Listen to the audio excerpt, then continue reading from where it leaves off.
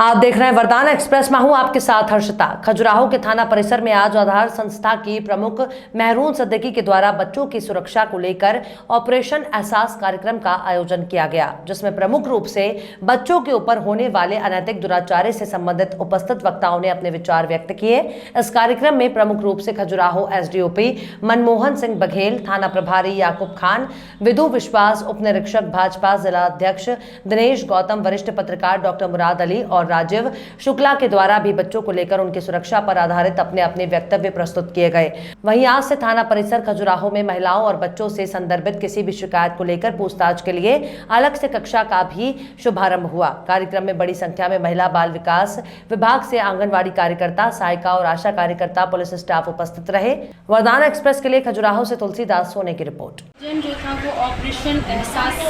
जो चल रहा है, उसी के चलते इस कार्यक्रम को किया गया और इस कार्यक्रम का करने का उद्देश्य था कि बच्चों का बुरा स्पर्श और अच्छा स्पर्श के बारे में बताना। इसके तहत महिला बाल विकास विभाग, पुलिस विभाग और इक्वेशंस के द्वारा इस आयोजन को किया गया, जिसमें आधार संस्था और समस्त शहर के महिलाएं और बालिकाएं शामिल थीं और काफ़ी तादाद में बच्चे भी थे। और आज इस कार्यक्रम में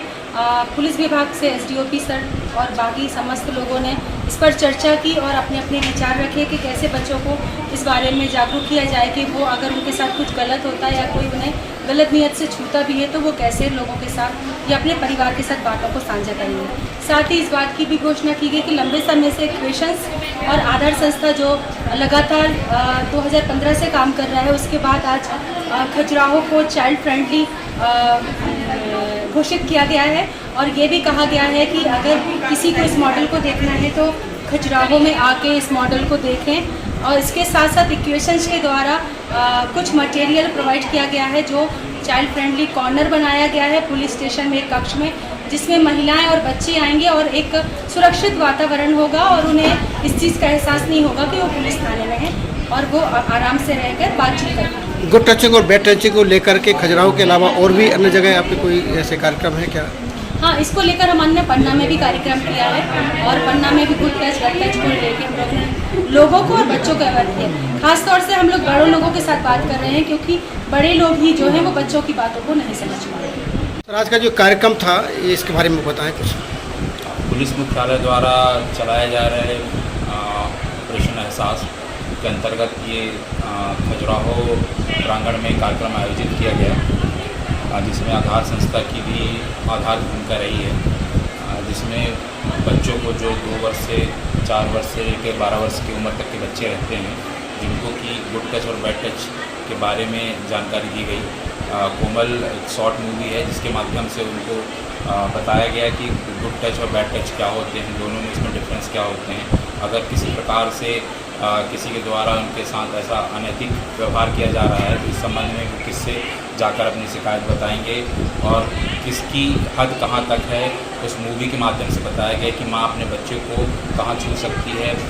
पिताजी कहाँ तक टच कर सकते हैं और परिवार के अन्य सदस्य कैसे उसको छू सकते हैं। और बच्चे को अगर उसका एहसास है कि किसी के साथ उसके द्वारा अगर गलत टच की तरह व्यवहार किया गया है तो वो अपनी शिकायत किसे बताएगी और उसमें क्या वैधानिक कार्रवाई सुनिश्चित की जाएगी। बच्चों के लिए कोई एक अलग से कक्ष भी निर्मित किया गया? इसमें खजुराहो प्रांगण के अंदर जो एक महिला FIR कक्ष है, वहाँ पर एक अलग व्यवस्था की गई है, जहाँ पर बच्चों के जो खेलने कूदने के सामान हैं और उनके मनोरंजन के साधन के सामान जो हैं वो एकत्रित किए गए हैं। यहाँ पर उसको रखा गया है ताकि कोई बच्चियाँ अगर खेलने के लिए अगर थाना परिसर में आती है तो उनको एक इको फ्रेंडली, चाइल्ड फ्रेंडली माहौल मिले। और इसका जो कार्यक्रम का जो मुख्य उद्देश्य है वो जो कम उम्र के बच्चे हैं उनके अंदर हमको